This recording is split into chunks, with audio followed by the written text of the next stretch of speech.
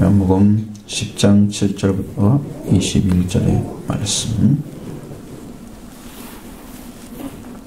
봉독합니다. 그러므로 예수께서 다시 이르시되 내가 진실로 진실로 너에게 말하노니 나는 양의 문이라. 나보다 먼저 온 자는 다 절대요 강도니 양들이 듣지 아니하였느니라. 내가 문이니 누구든지 나로 말미암아 들어가면 구원을 받고 또는 들어가며 나오며 꼴을 얻으리라.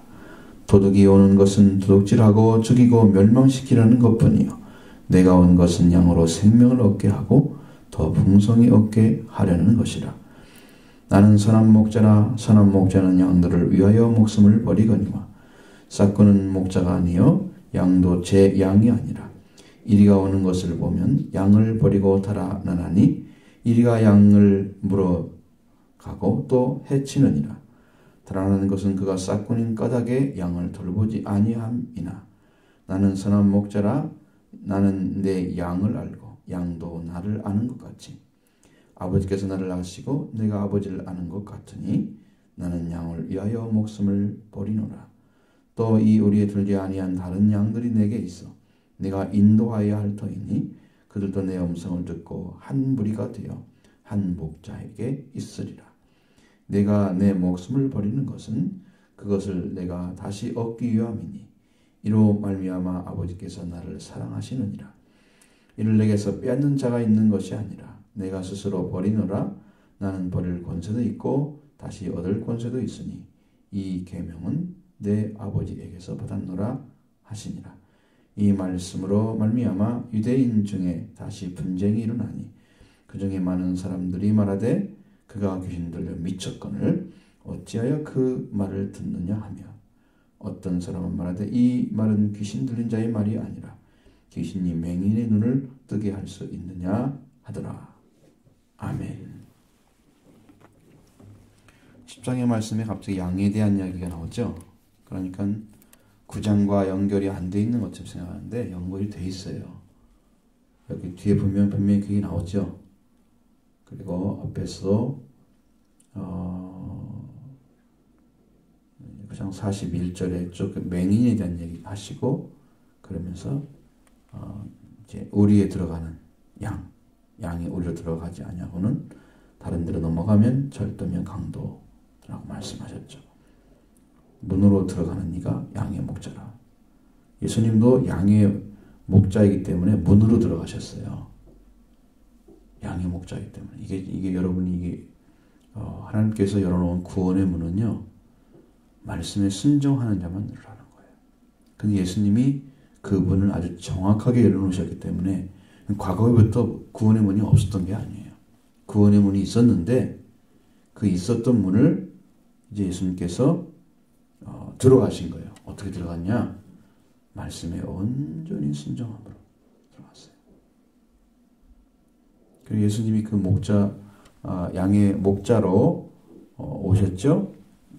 그렇게 해서 양이 목자의 음성을 듣고 목자는 양을 이끌고 가서 꼴을 듣게 하고 이렇게 생명력 있는 양으로 점점점 튼튼하고 건강한 양으로 키워가는 거예요. 그 양의 모습을 여기서 보여준 거예요. 그래서 그 사람들이 이 말씀을 듣고도 잘 이해를 못하니까 다시 무슨 말씀하실까? 여기는 비유로 말씀하지 않으시고 직접 얘기를 했어요. 근데 비유로 하신 거나 다름이 없는데 근데 아주 명확하게 양의 문과 선한 목자에 대해서 말씀해 주신 거예요. 예수님 말씀하시는 나는 양의 문이라 이렇게 자기를 지칭해 드리겠어요. 여기는 우리가 신학에서 배울 때는 에고에임이다. 그래서 다른 성경에 절대로 나오지 않는 방식으로 말씀을 전한 거예요. 에고에임이란 말은 나는 무엇이다. 자기를 지칭해서 내가 누구다라고 이야기하는 성경이 없어요. 근데 요한복음에만 유일하게 나와 있습니다. 요한복음에 아주 많습니다. 세상의 빛이라든가 생명의 빛이라든가 그렇죠? 나는 참 빛이라고 말씀하신 거 그리고 오신 예수님이죠. 나는 부활이요 생명이니. 그렇죠. 이렇게 딱 지칭하잖아요. 자기를. 나는 참 포도나무요. 이 요한복음을 쭉 읽어보면 자기를 지칭하는 구절들이 많이 나와 있습니다. 오늘도 여기도 나는 양의 문이다. 나는 선한 목자다. 에고의 의미를 하겠어요. 지금 나는 무엇이다. 이렇게 자기를 결정지어서 얘기해 주는 거예요. 그러니까 여러분들도 예수님이 그분이라는 것을 믿어드리는 거예요. 믿음은 사실을 믿는 거예요. 실제 참인 걸 믿는 거예요. 그래서 믿음의 근원을 잘 찾아서 무엇이다. 예수님 말씀하신 예수님을 믿는다 그러면 예수님이 그분으로 믿어드리는 거예요. 그럼 믿는 믿음이 여러분을 그분으로 들어가게 하시는 거예요. 유대인들이 예수님이 어떤 분인가를 안 믿어드리잖아요. 그러니까 예수님이 아무리 능력을 베풀어도 그들은 구원을 얻을 수가 없는 이런 부분들이 성경에 기록되어 있는데 무슨 얘기를 여러분 들었을 때, 말씀을 들었을 때 주님께서 뭐라고 말씀하시느냐 그 말씀을 믿어드리면 여러분이 그것을 얻을 수 있는 거예요. 예수님 나는 양의 목자다. 양의 문이다. 그러면 그 문이신 예수를 믿으면 양의 문을 통과할 수 있는 거예요. 그분이 그분인 걸 모르고 그러지 모르는 사람들은 어디로 갈까요? 문을 못 찾아서 양의 우리 들어가지 못하겠죠. 못 들어가는 사람들은 어디로 들어가냐? 양의 문으로 안 들어가요. 담을 넘어가는 거예요. 그래서 절도요 강도가 되는 거예요. 문으로 통과하지 않고 문을 통과하려면 예수 그리스도를 믿어야만 통과가 되는 거예요. 예수님이 문인데 어떻게 문인 문을 모르고 문을 들어갈 수가 있어요? 여러분 도림교회 들어올 때 전도림교회 써있는 그걸로 들어오죠? 뭐 담 넘어 들어올 때는 없지만 만약에 있다고 해봐. 문도 모르고 들은 사람이잖아요. 그 사람은. 그죠? 그런 사람 없겠죠? 하나님의 나라에 들어가는 거예요. 예수님을 통해서. 하나님 나라에 들어가는데 예수님이 문이에요. 그래서 예수님을 통과하지 않고 다른 데 넘어간 사람들이 많이 있었다. 지금 맹인을 찾아왔던 유대인들 여기 보면은 바리새인들이라고 나옵니다. 13절에 9장 13절에는 바리새인들에게 갔더라. 바리새인들이 지금 얘기하는 거예요. 이 바리새인들은 이런 사람들, 서기관들 이런 사람들, 그들은 절도요 강도입니다. 절도요 강도의 행각은 왜 합니까? 몰래 물건을 훔치거나 강제로 빼앗거나 강도는 절도는 그냥 사람 들키지 않고 물건을 가져가는 거죠. 여기는 양의 우리로 넘어왔기 때문에 양을 죽이러 온 거죠. 양을 죽이러 온 것입니다.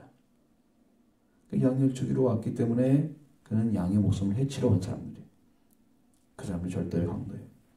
그럼 아무리 가르쳐도 그 사람은 양이 따라가지 않습니다. 나보다 먼저 온 자들이라고 말씀하셨어요. 예수님보다 먼저 와서 자기들이 마치 성경을 다 가르치는 것처럼 이게 길이다 가르치는 것처럼 그렇게 가르쳐봤자 그 예수님을 통하지 않고는 양의 우리 들어갈 수 있는 길을 열어놓지 못했다는 거예요. 어떤 가르침도 여러분을 양의 우리에 들어가게 못합니다. 예수 그리스도만이 여러분에게 문을 열어놓는 거예요. 여기는 9절에는 내가 문이니 누구든지 나로 말미암아 들어가면 구원을 받고 이렇게 했습니다. 자, 문을 통과해서 들어간 존재만 들어가며 나오며 꼴을 얻는 거예요. 여러분 양들은 꼴을 먹고 살죠. 역시 소와 비슷한 거예요. 겨울에는 스스로 이제 풀이 거의 없잖아요. 그러니까 양이 돌봄을 받아야 되죠. 돌봄을 받아야 되고 그래서 어째 꼴을 안에서도 먹어야 돼요. 따뜻한 때는 풀을 다 뜯어서 먹고 자기 우리에 들어가게 해도 충분하잖아요. 그 양이. 그렇죠? 충분하기 때문에 다시 꼴을 줄 수가 없어요. 모르겠어요. 아침 같은 때 또 줬는지는 모르죠. 그런데 분명하게 들어가며 나오며 꼴을 얻는다고 말씀하셨어요. 그러니까 예수님을 믿게 되면 예수님 안에서 구원을 받은 사람들은 그거는 충분한 양식을 주신다. 양으로 말하면 꼴을 넘치게 주신다. 그것은 우리 사람으로 말하면 생명을 주시는 거예요. 어떤 생명이냐? 죽지 않은 생명. 그래서 그걸 영생이라 그러는 거예요. 구원 이퀄 영생. 영생을 갖지 못하면, 영생이라는 말이 허다하게 많이 쓸지 모르지만 영생을 받지 못하면 우리는 빚는 게 헛것입니다. 영생은 구원받은 사람, 구원을 받은 사람이 영생을 받은 거예요. 구원을 받고 또 꼴을 모아야 돼. 여러분 생명은 어떻게 해야 된다고요? 생명은 유지하고 성장해야 되기 때문에 계속 필요한 거예요. 꼴이. 자, 오늘 예수님 믿고 구원받은 사람 있죠? 은혜 받은 사람 있죠?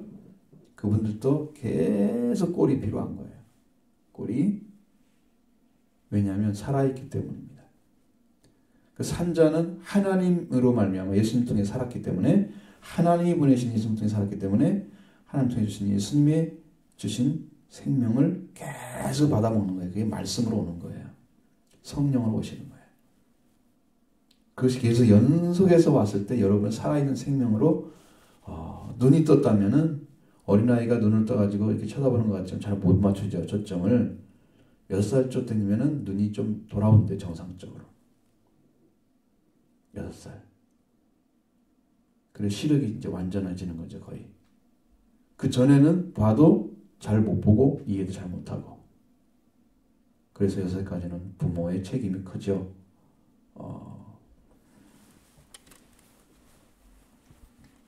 근데 목자가 양을 이끌어 갈 때는 양은 항상 목자의 뒤를 따라가야만 되는 거죠. 그들은 시력도 약하고 자기를 지킬 수 있는 빠른 힘도 없어요. 달리는 것도 못 달리고 빠르지도 못해요. 그러니까 목자의 보살핌은 절대적으로 필요하다는 거예요. 그런데 도둑들이 들어왔어요. 절도의 강도들이 들어왔어. 그 사람들이 뭐 하려고? 죽이고 멸망시키는 것을 하러 온 거예요. 자, 여러분 똑같이 와서 양을 위해서 일을 한다고 생각하지만, 양을 위해서 일하는 사람은 양이 어떻게 되기를 원하는가, 그 목적이 달라요. 절도면 강도의 이 사람들은 죽이고 멸망시키려고 온 거예요. 그러니까 여러분 예수 그리스도 외에는 그 어떤 가르침도 예수님이 만나서, 지금 영적으로 말하는 거예요. 예수님을 만나서 여러분 예수님이 주시는 생명의 양식을 먹고 마시며 그 은총을 입는 그것을 주지 않고 뭐 여러 가지 지식을 가르치고 무슨 생각을 뭘 가르치고 아무리 가르쳐도 그 가르침이 여러분의 생명을 잊게 못한다는 거예요. 그런데 더군다나 이 도둑이라고 하는 바리새인들, 생명을 위해서 일하는 것 같지만 그들은 다 자기를 위해서 일하는 것입니다. 강도의 절도는 누구를 위해서 일을 해요? 양을 위해서 일을 하나요? 아니죠. 양의 생명을 해치러 온 사람들이잖아요. 죽이러 온 사람들이잖아요. 그들이 유대인들의 그 당시의 유대교의 최고의 지식인파들이었어요. 물론 제사장파가 있어요. 사두개인들이.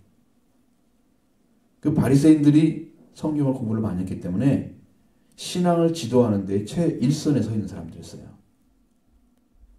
바리새인들이. 그들은 한 6천 명 됐어, 당시에. 인구가 많지 않았죠. 근데 6천 명이면 엄청난 숫자예요. 그 좁은 땅덩어리에. 여러분, 이 전라북도, 전라남도 만한다고 생각해요, 이스라엘. 응? 넓이가? 거기에 인구가 얼마 안 돼요. 그 인구는 이제 조사하지 못했지만, 그때 사람들이 바리새인들 연구를 해보면 6천 명 정도 된다고 그러는데, 그들은 집단화되어 있었어요. 자, 그렇게 많은 사람들이 유대인들을 그 신앙을 지도하는 거예요, 이스라엘 사람들에게. 자기들 성경을 이렇게 지킨다 그러면서 일주일에 2번씩 금식합니다. 여러분 금식 해봤어요? 금식이 뭔지도 모르죠.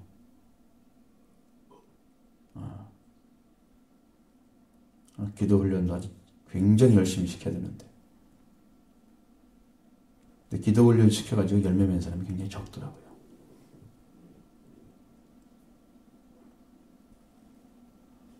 제가 지도했던 그때 그들은 기도 훈련 열심히 하긴 했는데, 토요일마다 모이기도 하고, 청소년들 모이고, 청년들 모이고, 학생들 모이고, 다 했는데, 그래도 열심히 신앙생활 한 사람들은 괜찮았어요.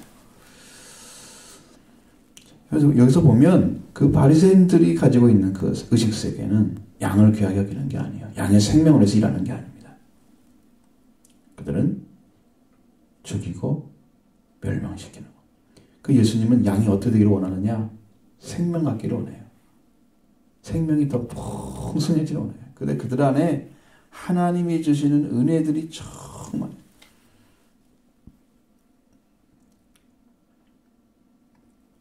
예수님을 여러분의 구주로 영접하면 문이신 예수님을 딱 믿어드리면 여러분의 안에 생명이 옵니다. 그 예수님이 여러분의 생명이세요. 생명은 예수님 자신이에요. 그러니까 목자는 양의 생명을 위해서 오고 도둑은 양의 생명을 해치기 위해서 오는 거예요. 정반대 자리에 있죠. 여러분도 속으면 안 되겠죠? 속으면 안 되죠. 여러분의 생명을 진정으로 걱정하고 사랑하고 여러분이 잘 되기를 원하는 그 중심에 예수님이 계시면 예수님이 여러분께 그런 자리에 서 계시도록 해야 돼요. 여러분이 믿어드리는 거죠. 믿는 것입니다. 예수님을. 알았죠? 그러면 그렇게 해주시는 거예요. 넘치도록. 여러분의 죽은 자의 삶이 다시 회복되는 거예요. 죽은 자 다시 깨어나서 하나님 관계가 이루어지는 것. 생명력 가진 사람, 생명 가진 사람들은. 그리고 하나님 안에 넘치는 생명이 존재하는데 그 생명이 점점점 많아지는 거예요. 더 풍성해지는 거예요. 생명을 누리면 누릴수록 여러분은 은혜가 풍성한 것입니다. 사랑이 넘치는 거예요. 생명이 있는 사람은 사랑할 수 있습니다. 그 사랑은 부모를 향한 사랑 그런 거 말고 필레오 사랑, 스트로베 사랑 그런 거 말고 에로스 사랑 그런 거 말고 그건 없어도 다 할 수 있어. 하나님 없어도 아가파오 사랑을 하는 거죠.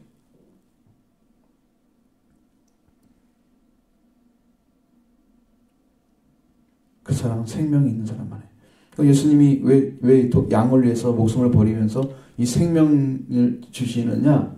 예수님 안에 인류를 구원하시는 그 생명이 하나님께로 온 생명이 예수님 안에 가득 차 있었어요. 예수님은 생명을 가지고 계셨어요. 요한복음 6장에 쭉 보면 나는 생명의 빵이다. 예수님이 가지고 있었어요. 그것은 그 조엘이라는 단어는 죽지 않는 생명을 얘기하는 거예요.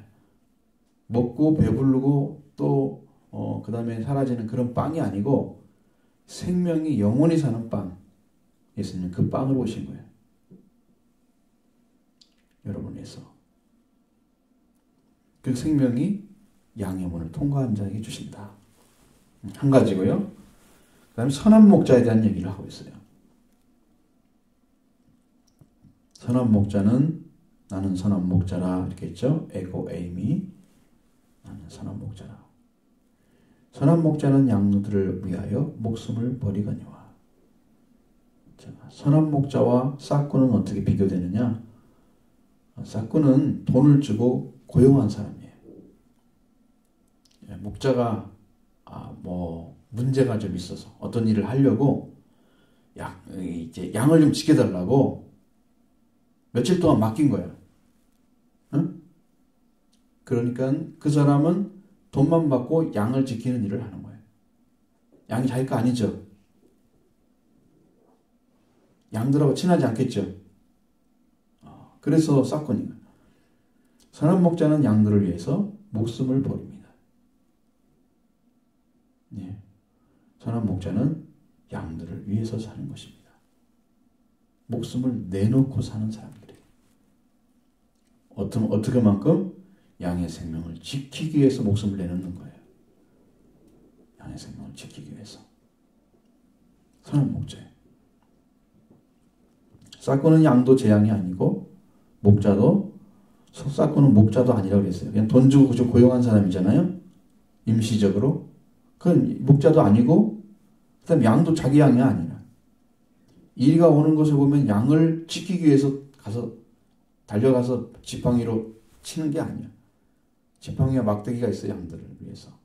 양을 지도하는 지팡이. 그리고 적을 막아내는 막대기가 있단 말이에요.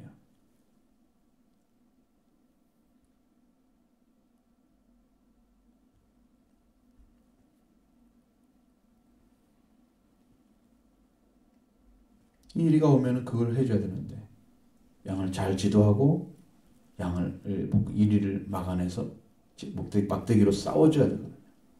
그 싸워주면 양을 지킬 수가 있는데 자기 양이 아니기 때문에 그렇게 힘들게 할 필요가 없어. 그 사람은 나도 모르는 사이에 뭐 와가지고 잡아갔다 뭐 양이 왜 없어졌냐 그러면 그렇게 핑계를 대겠죠. 그러면서 목숨 걸고 일하잖아요. 양을 버리고 달아납니다. 이리가 오는 모습을 보면 싸워줘야 싸우라고 지금 고용을 해놨는데 그렇지 않으면 양들끼리 놔두지 왜 그냥 놔둬? 양들끼리 돈 주고 왜 돈을 주고 왜 싹군을 사가지고 고용을 했을까? 양을 위해서 그랬잖아요. 근데 양의 생명은 책임지지 않는 사람들이에요. 누구만 책임지느냐?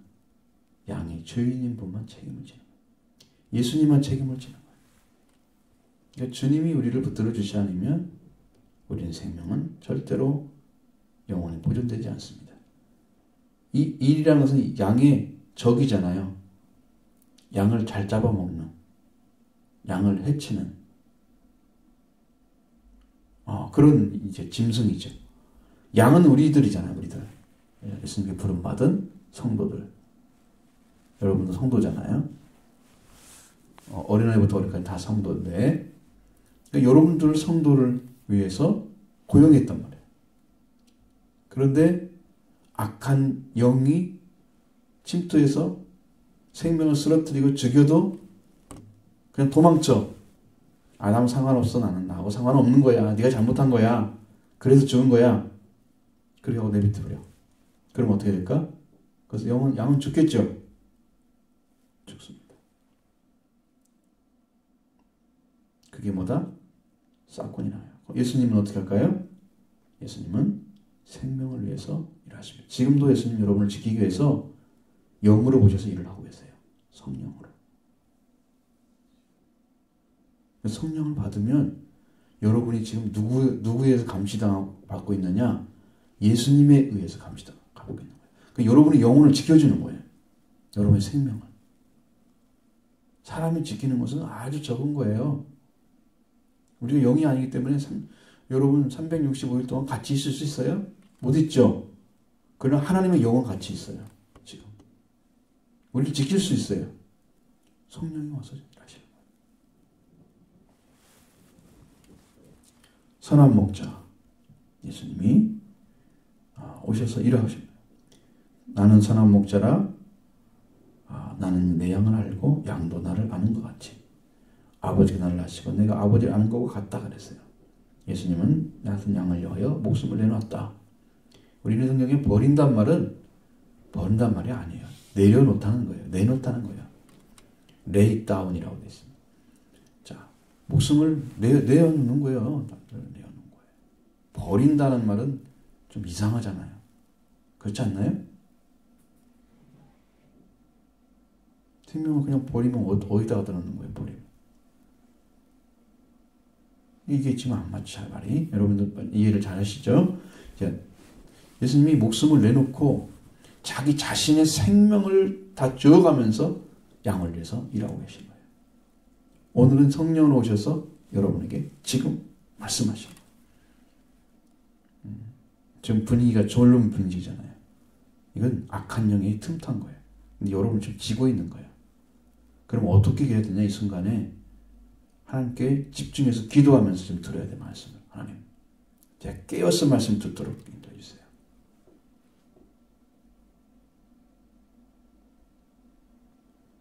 막 계속 어지럽히잖아요, 여러분. 제 앞에 지금 어지러워요. 그러니까 이게 영적인 역사예요. 그럼 지면 안 됩니다. 지면 말씀 못 듣게 하는 작용을 사탄이 했는데 우리가 그대로 당하고 있는 거예요. 억울하죠.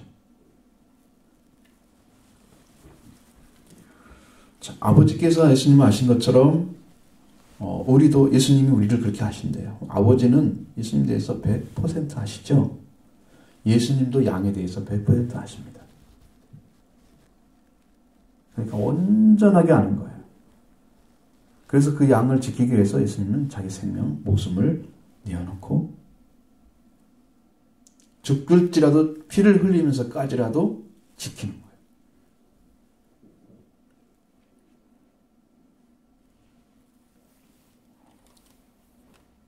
예수님은 그들의 유대인들뿐 아니라 지금 이방인들, 오늘 우리들은 유대인들이 아니잖아요. 이스라엘 사람 아니죠. 그런데 불구하고 우리도 구원에 들어가겠어요. 좀 왜 그럴까? 이 말씀 때문이죠. 16절. 여러분 한 번 읽고 다 알 수 있습니까? 성경을 지금 여러분 구절을 얘기하는 있지만 좀 성경 보면서 얘기하는 거예요. 말씀드리는 것입니다.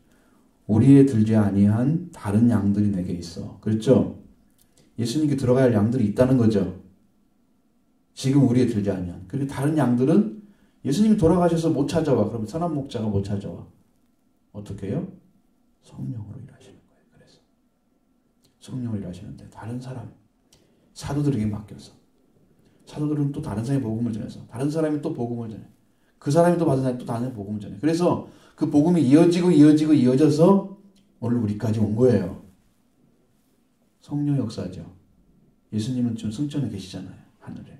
그렇죠. 영으로는 오셨지만. 오늘 우리한테 성령께서 오셔서 하시는 거예요. 여러분도 우리에 들어오라고. 지금 음성으로 들려오는 거예요. 음성이 하나님을 보는 것이고 하나님을 만나는 것입니다. 음성을 들었을 때 그 소리가 하나님의 음성으로 들려져야 돼요. 예수 그리스도가 여러분이 명령하는 음성으로 들려져야 돼요. 그러면 하나님을 보는 것입니다. 여러분, 성경에서 하나님에 대한 이야기는 빛에 거한다고 그랬어요. 어떤 빛이냐면 사람이 보지 못할 빛에 거하시고. 자, 여러분 하나님 보면 죽죠? 보면 죽습니다. 그러니까 예수님이 나타났어요. 하나님 대신에. 육신을 입고 몸을 가지고. 예수님도 이러한 사람이 안 되셨으면 예수님도 보면 죽습니다. 사람이 됐기 때문에 그 당시 사람들이 죽지 않았어요. 예수님 만나도. 하나님의 능력이죠.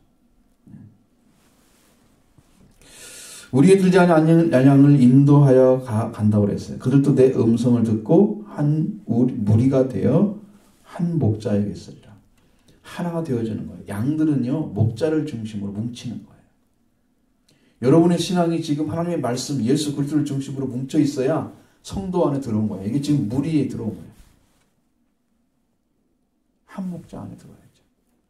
저는 목자를 대신해서 얘기해 주는 거고, 한 목자에서는 예수님이 여러분의 목자이세요.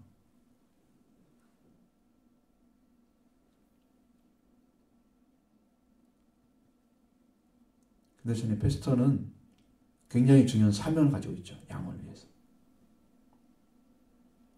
근데 양이 말을 잘 들어야 끌고 가죠. 양이 말을 안 듣고 양이 자기 마음대로 하는 양은 양이 아니에요. 지난주에 말씀드렸죠? 목자가 인도한 대로 따라가야 양들은요. 양이 아니기 때문에 목자가 인도한 대로 안 따라가는 거예요. 염소 새끼들이죠. 염소는 자기가 원하는 대로 가요. 예수님은 그 말 하려고 한 의도가 전혀 없잖아요. 성경에. 그렇죠? 근데 오늘 우리가 보면 그렇다는 건 사실이에요. 진짜 목사님 가르침대로 배워야 되겠다. 순종해야 되겠다. 그리고 살아가는 사람 그거 가지고 가서 목사님을 존중하고 하나님이 세우신 종으로 알고 순종하는 사람은 양의 자리에 좀 돌아온 것이고, 그걸 안 하고 마음대로 사는 사람은 목자도 없고 구원 받은 것도 없어요. 그 사람. 믿는 것도 없는 거예요. 가짜로 믿고 있는 거예요. 교회만 다니고 있는 거죠. 하나님이 세우신 목자를 여러분이 그렇게 신뢰하지 않는데 하나님의 말씀이 들려오겠어요? 유대인들이 예수님을 안 믿었기 때문에 그들한테 말씀이 안 들려온 거예요. 이해가 되시죠? 그래서 예수님 버린 거예요. 죽임에 몰아넣어 버렸잖아요. 사용할 수 있는 어떤 죄목도 찾지 못했는데 죽였어요.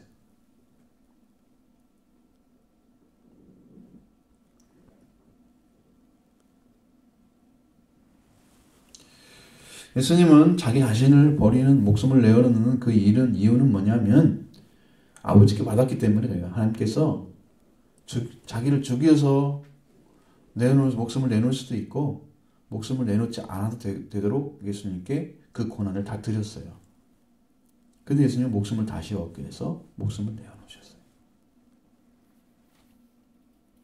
그렇기 때문에 아버지의 뜻에 순종했기 때문에 아버지가 예수님을 사랑하고 있는 거예요.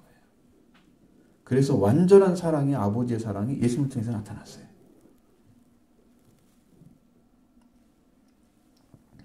예수님은 자기 목숨을 주러 오신 것입니다. 목숨을 주러 오신 거예요. 자기가 죽어서까지라도 우리의 생명을 지키기 위해서. 죽은 자가 생명을 지킬 수는 없죠. 그 예수님은 천자가돼 부활하셔서 우리를 영원히 지켜주는 참 구주시고, 죽은 자 못 지키잖아요. 부활하셔서 승천하신 다음에 다시 성령으로 오셔서 우리를 지키시고, 지금도 아버지의 영과 아들의 영이 성령이십니다. 동일한 영.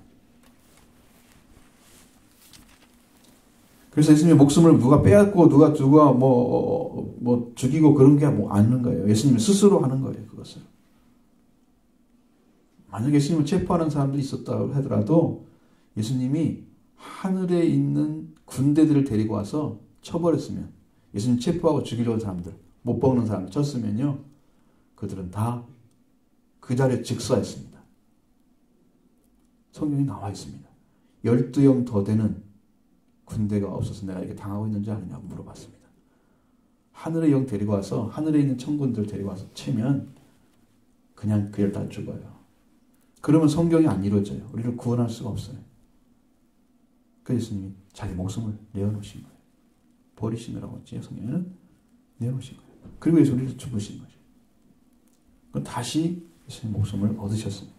부활하신 것입니다. 그래서 우리를 영원히 지키는 선한 목자가 되신 거예요. 양을 지켰죠. 죽여서 다시 삶을 죽음으로서 다시 삶으로 우리를 지키신 거예요. 그것이 하나님의 절대적인 사랑의 대상인 사람을 향해서, 우리를 향해서 주신 하나님의 절대 사랑입니다. 예수님의 그 사랑을 우리가 보여준 것입니다. 많은 사람들은 이것 때문에 문제가 생겼습니다. 분쟁이 일어났습니다. 저 사람은 미쳤는데 어째서 그 말을 듣느냐고 사람은 외치는 사람이 있어요. 귀신 들렸다고 그러잖아요. 자기들과 생각이 좀 다르면요, 유대인들은 그렇게 취급을 하는 거예요. 미쳤다, 귀신 들렸다. 여기는 두 가지 다 나왔죠.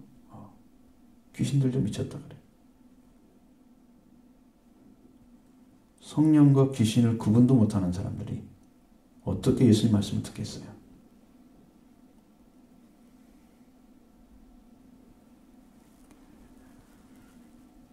그래, 어떤 사람들은 귀신 들자는 말이 아니다. 귀신이 맹인은 어떻게 눈을 뜨고 할 수 있느냐. 이렇게 해서 서로 말다툼이 생긴 거죠. 문제 생각하죠. 왜냐하면 예수님의 말씀이 믿음으로 들어가는 게 아니야. 분쟁의 요소가 됐어. 여러분도 논쟁하고 있으면 되겠어요? 말씀을 듣고 나서? 어떻게 해야 돼요? 그걸 믿어 확신하는 사람, 받아들이는 사람, 그 말씀을 붙잡고 참 양의 문이고 선한 목자다. 예수님 그렇게 받아들이는 사람에게 선한 목자가 되어주시고 양의 문이 되어주셔서 구원을 얻고 우리 생명을 풍성케 하는 능력을 받게, 그 은혜를 입게 되는 거예요. 그걸 안 믿는 이상 그 사람은 선한 목자 예수님 목숨 버린 것도 우리와 상관이 없는 일이 되는 거예요. 그걸 알지 못해요. 유대인들이 그걸 몰랐어요.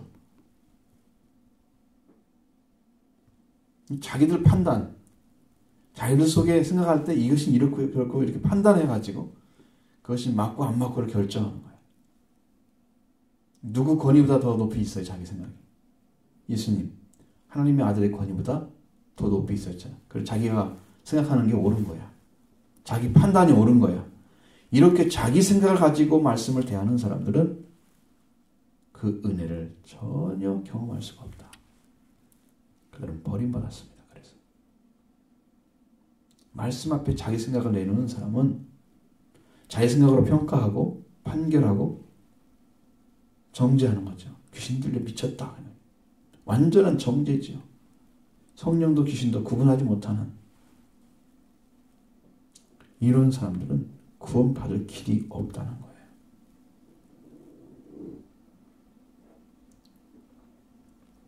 여러분도 성경을 읽으면서 하나님이 주시는 음성을 들으셔야 됩니다.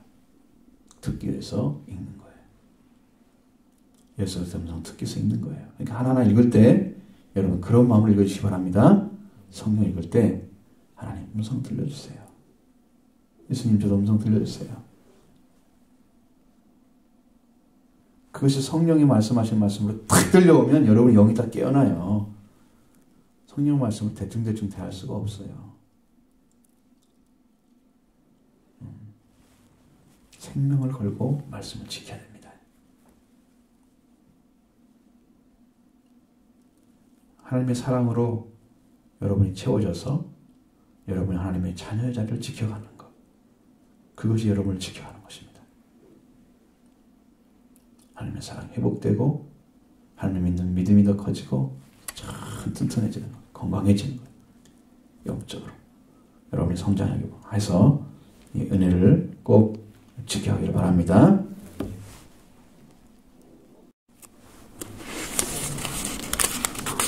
로마서 2장 1절 11절 같이 보시면서 제가 봉독하겠습니다. 그러므로 남을 판단하는 사람아 누구를 막론하고 네게 핑계하지 못할 것은 남을 판단하는 것으로 네가 너를 정죄함이니 판단하는 네가 같은 일을 행함이니라. 이런 일을 행하는 자에게 하나님의 심판이 진리대로 되는 줄 우리가 아노라. 이런 일을 행하는 자를 판단하고도 같은 일을 행하는 사람아 네가 하나님의 심판을 피할 줄로 생각하느냐. 혹 네가 하나님의 인자하심이 너를 인도하여 회개하게 하심을 알지 못하여 그의 인자하심과 용납하심과 길이 참으심이 풍성함을 멸시하느냐. 다만 네 고집과 회개하지 아니한 마음을 따라 진노의 날 곧 하나님의 의로우신 심판이 나타나는 그날에 이 말 진노를 내게 쌓는도다. 하나님께서 각 사람에게 그 행한 대로 보응하시되 참고 선을 행하여 영광과 존귀와 썩지 아니함을 구하는 자에게는 영생으로 하시고 오직 당을 지어 진리를 따르지 아니하고 불의를 따르는 자에게는 진노와 분노로 하시리라. 악을 행하는 각 사람의 영에는 환난과 공고가 있으리니 먼저는 유대인에게요 그리고 헬라인에게며 선을 행하는 각 사람에겐 영광과 존귀와 평강이 있으리니 먼저는 유다인에게요 그리고 헬라인에게로라. 이는 하나님께서 사람을 외모로 취하지 아니하심이라. 아멘.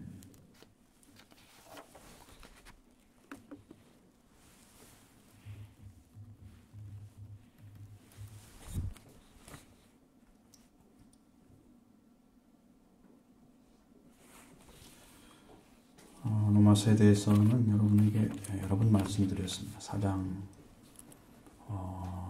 6장, 7장, 8장, 12장 좀 많이 드렸죠.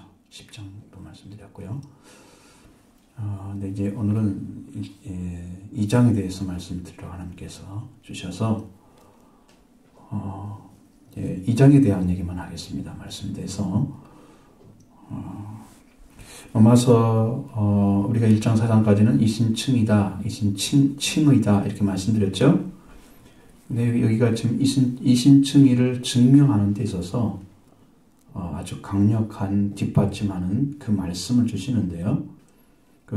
왜 이신칭의를 받아야 되느냐 하는 것은 인간이 죄 때문에 하나님 관계가 깨어져 있어서 올바른 관계로 돌아오기 위해서는 반드시 필요하다는 거예요. 죄의 문제예요. 인간이 가지고 있는 죄, 그리고 인간이 재생산해내는 죄. 죄를 가진 사람은 죄를 생산해내고 있는 거예요. 그리고 인간을 지배하고 있는 죄가 하나님께 나가지 못하게 하는 원인이에요. 사람이 짓는 죄의 재생산의 죄는 죄인이 죄를 용서받지 않고는 않고 살아가는 그런 삶에서 다 일어나고 있습니다.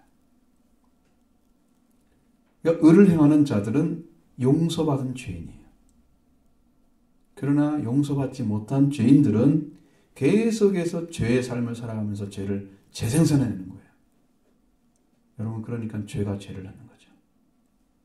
우리가 아담이 타락하니까 타락한 아담의 핏줄이 태어났어요. 인류가 다 죄 가운데 있는 거예요. 하나님께 돌아오지 않고 죄 가운데 있는 사람이 그 자녀를 태어나게 해봤자 계속 죄 가운데 있는 사람만 태어나게 하는 거예요. 그렇기 때문에 이 죄의 문제를 우리가 분명하게 헤아리지 않으면 우리는 모두가 하나님의 의로우신 심판 아래 서게 될 텐데 그때 자기가 감당할 수가 없습니다. 그것을 피해갈 길이 없습니다. 죄가 얼마나 무섭고 강력한 힘을 가진 파괴력을 가진 존재인가를 여러분이 아셔야 돼요. 하나님은 계속 죄에 대해서 가르쳐 줍니다. 왜? 죄를 모르면 의를 찾을 수가 없습니다. 로마서 3장이 이해가 안 되죠. 어떻게 저 말씀이 나올까? 근데 죄에 대해서 밝히 가르쳐 주지 않았더라면 만약에 로마서에서도 우리는 다른 데서 이렇게 죄를 정확하게 알 수 있는 길이 없어요. 자, 로마서에서 죄에 대해서 밝혀주는 말씀은 1장부터 3장이 기록되어 있는데 전체는 아니고요. 우리가 1장 1절부터 1장 18절부터 32절에는 이방인의 죄입니다. 그러니까 유대인이 아니고 이방인의 죄가 됩니다. 그리고 2장 1절부터 3장 8절까지는 유대인의 죄에서 가르쳐주고 있습니다. 3장 9절부터 20절에는 전 인류의 죄에서 기록해놨습니다. 그러니까 여러분 그 주제를 보면서 이렇게 죄를 짓는구나. 이방인들은, 유대인들은, 그리고 모든 인류가 이렇게 죄 때문에 멸망해 가는구나.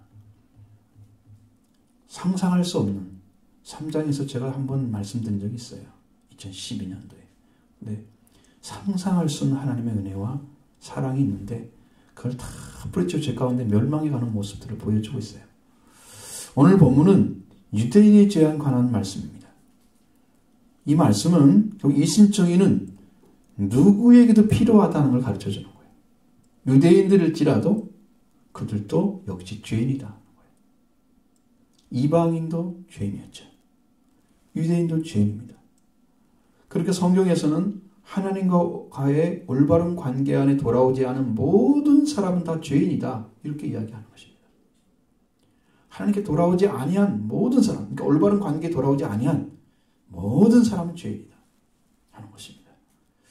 하나님과 올바른 관계로 돌아오지 아니한 그 돌아오는 일 자체가 가장 큰 축복을 받은 거예요.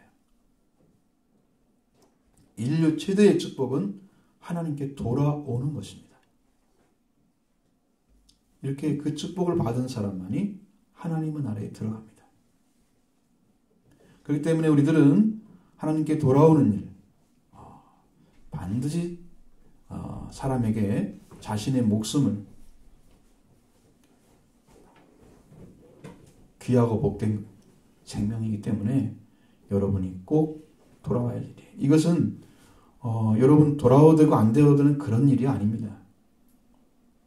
자신이 살고 있는 생활이 하나님과 관계없는 죄인의 자리에 서 있다. 나는 죄인밖에 될 수 없다라고 생각하는 그 사람도 이미 복받은 사람이에요. 이렇게 살면 안 되는구나. 여러분 그러한 기본적인 깨달음이 없기 때문에 하나님께 돌아오는 일을 아주 더디하고 있어요. 열심히 하지 않고 죄인인 걸 아는 것이 복입니다. 죄인인 걸 모르기 때문에 그리스도를 필요로 하지 않아요. 그리스도가 필요한 사람은 그 죄인인 걸 아는 사람들이에요. 그 죄로 안 들어가고 다른 방법으로 물질로 들어가면 사람들은 기복신앙 같습니다. 자기 죄와 상관없이 말씀의 순종과 상관없이 나는 잘 됐으면 좋겠다. 하나님이 은혜 주시고 복 주시고자 하는 그 축복 외의 것을 구하는 거죠. 그게 복이 아니에요. 그것은. 그래서 죄인이가 아는 사람이 축복이고 그것을 아는 사람이 진실하게 유월절과 오순절의 복음을 받아들이는 거예요. 이게 얼마나 중요한지 몰라요. 이 부분이. 자, 그럼 유대인들이 받은 축복이 뭐냐? 로마서 9장에서 잘 설명되어 있는데 9장 4절로 5절에 보면 거기에 나와 있습니다.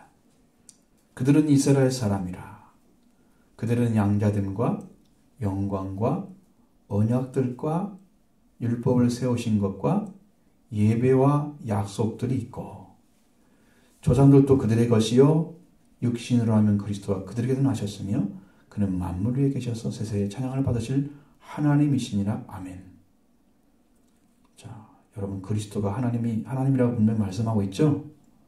그리스도 하나님이라고 말씀하고 있죠. 이스라엘 사람이라 하는 그들은 하나님의 선택한 혈통을 가진 자들입니다. 그런데 왜 양자라고 그랬느냐? 이스라엘 사람들이 양자입니까? 선택한 백성이잖아요. 근데 이것은 양자라는 것은 그냥 하는 얘기가 아니에요. 원래 첫 번째 핏줄은 아담이죠. 근데 아담이 실패했잖아요. 그래서 다시 들인 핏줄이 아브라함의 혈통이란 말이에요. 그래서 양자되면 아시겠지 무슨 말인지. 그냥 가져온 게 아니에요. 그들은 하나님의 백성으로서의 영광이 있었습니다. 그래서 그들에게 약속하시고 하나님의 놀라운 말씀들을 다 주셨습니다. 구약에도 6월절과 오순절 다 있었어요. 영적으로. 우리 신약에 와서 다시 재해석이 가능합니다. 그들은 하나님의 영광이 있었습니다. 그리고 그들에게 하나님의 백성으로서 살 수 있도록 율법을 세워주시고 영원한 나라의 백성만이 율법을 갖는 거예요. 법이 없는 것은 망합니다. 불법이 성하면 성할수록 그것은 지배자의 폭군이 존재하기 때문에 그래요. 법이 안 지켜지잖아요. 하나님은 법을 주시면서 폭군이 아니세요. 완전하신 의를 가지신 분이기 때문에 아주 공평하게 집행을 하지만 폭군이 된 사람들이 그였으면 문제가 생기죠. 법이 없기 때문입니다. 그러나 이스라엘 백성들은 법이 있는 백성이었어요. 그러니까 하나님이 선택한 백성임을 보여주는 거예요. 또 예배를 드리는 자들이 되게 하셔서 하나님과 화목하고 회개함을 죄사함을 받는 이 축복을 받는 길도 그들에게 이미 주어져 있었습니다. 유월절과 제사들이 다 그런 것입니다. 또 이스라엘 하나님께서 어떤 백성들을 사용했다는 약속들이 있습니다. 아브라함 다윗의 혈통을 통해 세우신 은혜 주신 그런 백성들이었습니다. 다윗의 혈통을 통해서 그리스도가 태어나셨습니다. 인류를 살리는 모든 역사를 그리스도가 완성하신 그런 놀라운 은혜도 이스라엘 백성에게 주어져 있던 것이에요. 유대인들. 그들의 모습이죠. 그 율법을 가진 자들이 율법을 가지고 살지 않으면 그 율법이 자기를 판단하게 되는 것입니다. 그런데 문제가 뭐냐면 율법을 가졌으면 자기만 적용하지 왜 남을 판단하고 있어요? 왜 남을 판단하고 있어요? 여러분도 뭐 조금 알게 되면 다른 사람은 어쩌고저쩌고 여러분이 참 죄를 용서해 주는 사람이 아니라 죄를 지적하고 정죄하는 사람이 되잖아요. 그렇죠? 뭘 못하고 뭘 안 되고 뭘 아니고 그러면서 그 사람을 지적하고 지금 유대인들이 그런 자리에 쓴 거예요. 지금 여기서 지금 그 말씀이 나오죠. 하나님께서 세우신 자리에 서지 못하고 진실성을 찾지 못하는 사람들은 남을 판단하는 사람이 된다는 거예요. 그게 1절 말씀입니다. 한번 보시죠. 같이. 그러면 남을 판단하는 사람아 누구를 막론하고 네가 핑계하지 못할 것은 남을 판단하는 것으로 네가 너를 정죄함이니 판단은 네가 같은 일을 행함이니라. 남을 판단하는 사람은 누구라고요? 유대인들 가르친다고 그랬죠. 남을 판단하는 사람은 여기에서는 개인적으로 다른 사람을 판단하는 것이라고 나와 있어요. 개인적으로. 그러니까 인간 대 인간이에요. 한 사람 한 사람. 판단한다는 것은요. 다른 사람 위에 서서 자기의 주관적인 사상이나 가치관이나 명분을 가지고 대하는 태도입니다. 여러분이 주관이 아주 강한 사람들 있잖아요. 이렇게만 돼야 돼. 이것만 해야 돼.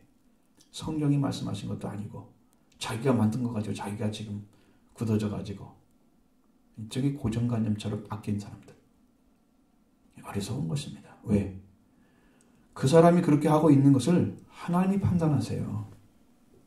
하나님 판단하세요. 자기도 판단을 받아야 할 사람이지 판단할 사람이 아니었거든요. 근데 판단하고 있는 거예요. 개인적 한 사람을 판단하는 것은 그 판단하는 것은 곧 자신에게 적용된다는, 그래서 자신이 판단받아야 한다는 것이죠. 다른 사람을 판단하는 근거가 다른 사람을 용서하거나 이해하거나 아니면 동정하거나 연민해서 오는 것이 아니죠. 그리고서 판단하고서도 똑같은 일을 행한다면 그 사람은 정죄받고 있는 거예요. 자기를 정죄하고 있는 거예요. 사람은요, 용서해야 될 권한만 주셨지 판단할 권한을 안 주셨어요. 근데 유대인들은 자기들이 이제 이방인들을 개취급했잖아요. 사마리아 사람도 개취급했어요. 짐승과 같이 여겼다고 말이죠. 누가 그 위에 세웠습니까? 하나님이? 그거 아닙니다. 그러나 스스로 높아진 거예요. 여러분이 은혜를 많이 받았다고 해서 하나님 선택한 백성이라고 해서 여러분을 다른 사람 위에 세운 게 아닙니다. 그들을 위해서 눈물을 흘리고 그들을 위해서 기도하고 그들을 위해서 살리기 위해서 세운 것입니다. 그러나 그 자리를 찾지 못하고 조금 은혜 받았다고 뭐 능력이 있다고 뭐가 나타났다고 그러면서 자기가 밑에 다른 사람을 불려봐. 은사주의들은 또 그런 것이 굉장히 강하거든요. 하나님 세운 자리가 아닌데 그 자리에 선 거예요. 그래서 다른 사람을 판단하고도 똑같은 일을 행하고 있어요. 자기는 그 일을 안 해야지 판단이 가능한 거죠. 그래 남을 판단하는 사람아 누구를 막느라 네가 핑계하지 못할 것은 남을 판단하는 것으로 네가 너를 정죄합니다. 그래서 이렇게 얘기합니다. 남은 판단하여 정죄하는 사람이 네가 같은 일을 행했기 때문이라 것입니다. 그 결국은 다른 사람을 판단하는 것은 자신을 판단하는 것입니다. 그리고 자기를 정죄하는 것이다. 이렇게 말씀하십니다. 그 이유는 네가 같은 일을 행하고 있는데 자기 자신은 보지 못하고 다른 사람을 판단하고 있기 때문입니다. 문제는 그거예요. 여러분, 다른 사람은 보이는데 왜 자기는 안 보입니까? 왜 자기는 말씀 앞에 내려놓지 않습니까? 다른 사람은 밑에 놓고 판단하면서 뭐 이렇게 뭐 저렇게 얘기하면서 왜 자기는 안 보입니까? 죄인이기 때문입니다. 죄인은요, 죄밖에 못 봐요. 의인만이 생명이 보이는 거예요. 하나님께 돌아온 자만이 생명이 귀하게 여기지는 거예요. 그러니까 못 보기 때문에 다른 사람 막 판단하나 내려놓고 막 짓밟는 거예요. 그래서 자기는 아무 일도 안 하는 것처럼 자기도 언젠가 판단받을 사람인데 그렇게 사는 거예요. 그리고 자기가 죄인인 걸 모르는 사람은 다른 사람을 판단하는 거예요. 짓밟는 사람이. 그러나 자신이 죄인인데 용서받은 사람 다른 사람 죄를 위해서 울고 다른 사람의 아픔을 위해서 기도하고 눈물로 간구하는 자리에 서게 되는 것입니다. 이런 죄인은 죄인을 판단하는 사람이고 의인은 다른 사람을 사랑하는 사람이 된다는 걸 보여줍니다. 죄인이 다른 사람을 판단하는 것이 자기를 정죄하는 것입니다. 그 무서운 것을 알지 못하면 여러분은 그렇지 않기를 바랍니다. 여러분 다 내려놓고 말씀대로 여러분 순종하는 일만 행하기 바랍니다. 판단하냐 하지 마십시오. 2절 하나님의 심판은 진리대로 되는 줄 안다 말씀하셨습니다. 2절 같이 봅니다. 이런 일을 행하는 자에게 하나님의 심판이 진리대로 되는 줄 우리가 아노라. 이것은 진리란 말이 아니에요. 여기서는요. 여러분 성경이 왜곡되게 해석된 거 많다고 그랬잖아요. 여기도 조금 그런 부분이 있어요. 여기서는 진리대로는 게 아니라 사실대로 이렇게 됩니다. 자신이 살아왔던 삶, 그 과정들 속에 이제 드러난 자기 삶의 정체들이죠. 그것이 사실대로 되는 거예요. 누구나 우리가 아노라 그래서 누구나 그렇다는 거예요. 하나님의 심판은 자신이 판단하는 사람이었고 다른 사람을 정죄했던 사람이 자신도 똑같이 살고 있다. 그렇기 때문에 그대로 판단 하나님께서 심판하시는 거예요. 그 사람이 그대로 산 대로. 그러니까 우리는 정신을 차려야 돼요. 무엇이 옳은고 그런 것을 파악하지 못하면 심각한 오류를 범합니다. 그러면 이런 일을 행하는 자를 판단하는 사람은 어떤 생각을 해야 될까요? 3절입니다. 이런 일을 행하는 자를 판단하고도 같은 일을 행하는 사람아 네가 하나님의 심판을 피할 줄로 생각하느냐. 남을 판단하는 사람에게 그 판단하는 것을 정죄하는 일을 하는 같은 일을 행하는 사람, 자기를 정죄하는 것이죠. 그렇게 정죄를 받은 사람은 어떻게 될까요? 하나님의 심판이 있다고 하는 것은 왜 그럴까요? 그 사람에게 왜 하나님의 심판이 있다고 그래요?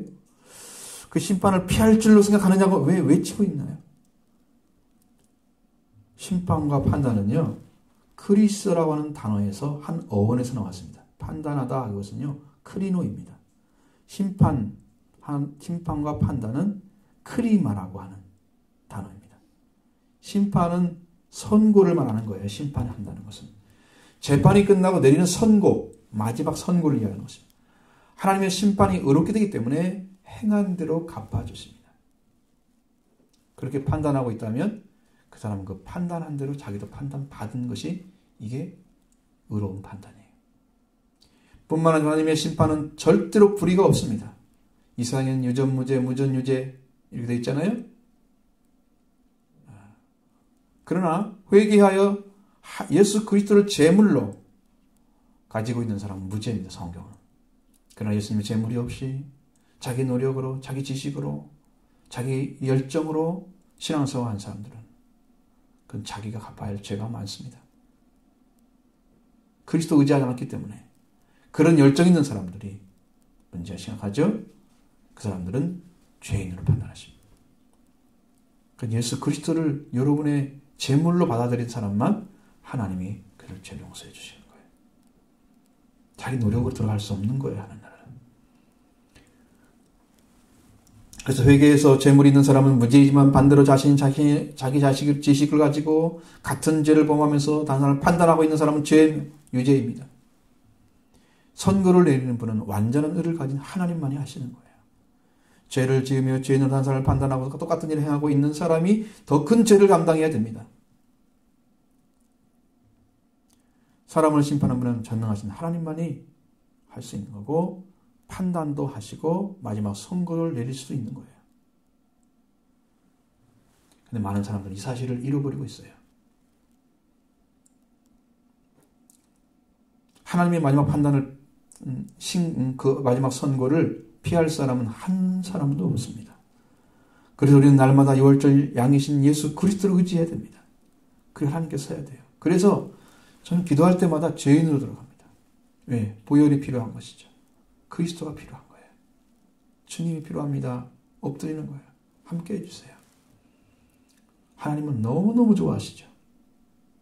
왜? 그게 길인데 예수님이 길이라고 그랬잖아요. 성경에. 내가 길이요 진리요 생명이 나로 말미암아 아버지 갈 자 없다. 요한복음 14장 쫙 말씀하셨잖아요. 그러니까 그 길을 찾아서 가는 거예요. 예수 그리스도를 의지하고. 그러면 아버지가 받는 길을 다 찾는 거예요. 어렵지 않죠? 그 길을 가보면 어렵지 않습니다. 여러분 구경꾼 되지 마세요. 다른 사람 봤는데 왜 나는 안 되지? 이렇게 하고 서 있지 마세요. 구경꾼입니다. 신앙은 구경꾼 되라고 부른 게 아닙니다. 여러분이 주인 되라고 부르신 거예요. 주인 되시기 바랍니다. 여러분도 걸어가십시오. 그래야 됩니다. 자, 하나님의 심판을 피할 줄 생각하는 사람은 그 상태는 어떨까요? 하나님을 무시하는 태도죠. 하나님의 심판 권한을 무시하는 태도입니다. 피해지지도 않고 피할 길도 없습니다. 하나님의 심판을. 하나님의 판단은 피할 길이 없습니다. 그 심판을 면하기 위해서 심판을 받아야 할 분을 대신 보내주셨잖아요. 하나님께서. 그분을 십자가에 못 박아서 우리가 받아야 할 심판 대신에 그분을 심판하신 건 하나님께서 십자가의 죽음으로. 그래서 대속이란 말이 들어간 것입니다. 예수 그리스도만이 대속할 수 있는 분이세요. 왜? 다른 사람이 죽어도 죄인이 죽으면 소용없어요. 죄인이 죄인을 위해서 죽으면 자기 때문에 죽은 거예요. 다른 사람에 의해서 속죄를 할 수가 없어요. 죄를 용서해 받을 수가 없는 거예요.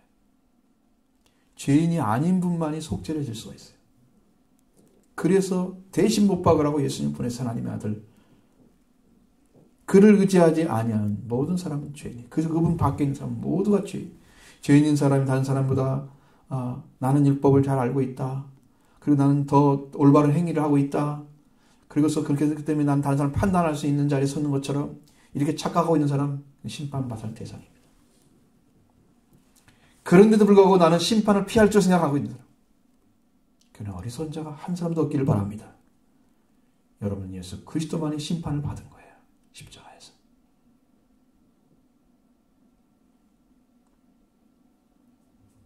여러분이 받을 대신에 우리를 위해서 우리가 받아야 할 심판을 대신해서 받으시고 그리고 우리의 죄를 용서해 주신 분이 예수님이십니다. 그 사랑이 여러분과 함께 하기를 바랍니다.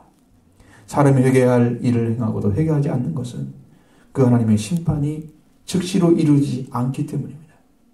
사람들은 그를 혼돈하고 있습니다. 혼동하고 있는 거예요. 4절 말씀 보시죠.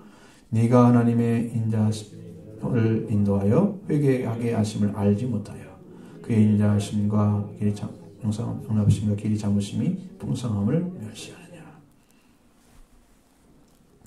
회개할 사람이 회개하지 않고 잘 지냅니다.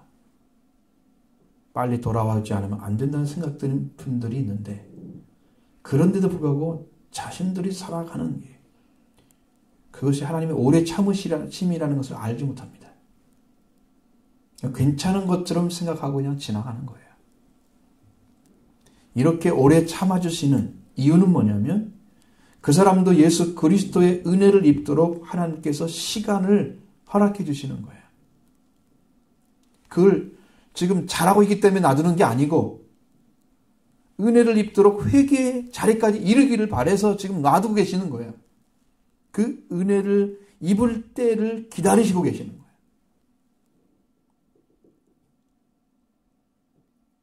하나님은 절대로 급하신 분이십니다. 인자하심이라는 단어는요, 크레스톤입니다. 형용사로 사용됐습니다. 인자한 이렇게 해야 되겠죠. 그러나 대격으로 사용되기 때문에 대명사처럼 인자하심이라고 씁니다. 주격 중성 단수 사용합니다. 하나님이 선하심의로 참고 기다리시는 것을 표현하고 있어요. 그 기다리시는 하나님은 너를 인도하여 회개하심을 알지 못하여 그 인자하심과 용납하심과 길 잠으심 풍성함을 멸시하느냐 이렇게 묻습니다. 하나님의 선하심으로 기다리는 것은 회개하도록 기다리시는 거예요. 하나님의 선하심이세요.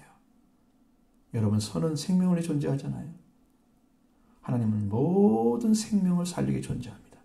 그래서 하나님 베푸신 법은요 다 선한 것입니다. 살리게 존재하는 거예요.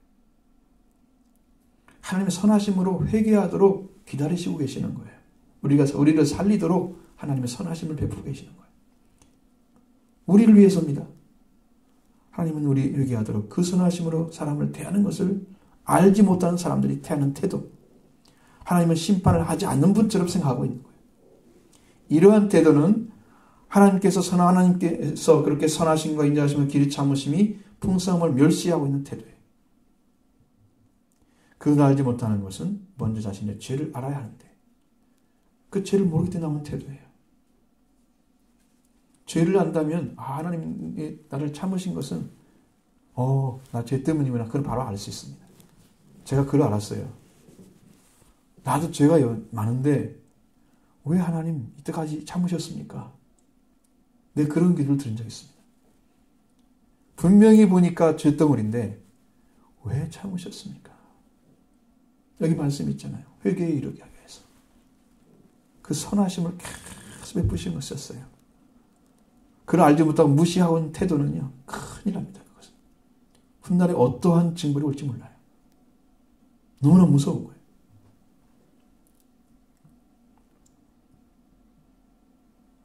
그렇게 심판받아야 할 사람이 자신이 죄인 걸 깨닫지 못하고 다른 사람 판단하고 있다면 어떻게 되겠어요? 자, 여러분 이런 태도가 왜 나오냐? 그것은 하나님의 심판이 적극적으로 이루어지지 않기 때문에 그 사람들이 하나님의 심판자를 무시하는 태도죠. 심판자를 두려워하지 않는 것입니다. 이에 대해서 하나님의 선하심과 관용과 오래 차 참으심이 풍성함을 멸시하고 있는 거예요. 그렇게 하고 있느냐고 우리에게 묻고 있잖아요. 여러분들은 속히 응답하시기 바랍니다. 회개에 이르시기 바랍니다. 하나님을 무시하는 태도는 뒤에 나오지만 어떠한 형벌이 따라올지 분명히 가르쳐주는 거예요. 회개하기 위해서 하나님께서 우리를 선하게 대하시고 교회 속에서 우리를 돌아오라고 관용하시고 오래 참고 계시는 거예요. 그것이 시간이 길어 풍성해. 그걸 보입니다. 그럼에도 불구하고 왜 회개하지 않습니까? 하나님께서 그렇게 하고 계시는데.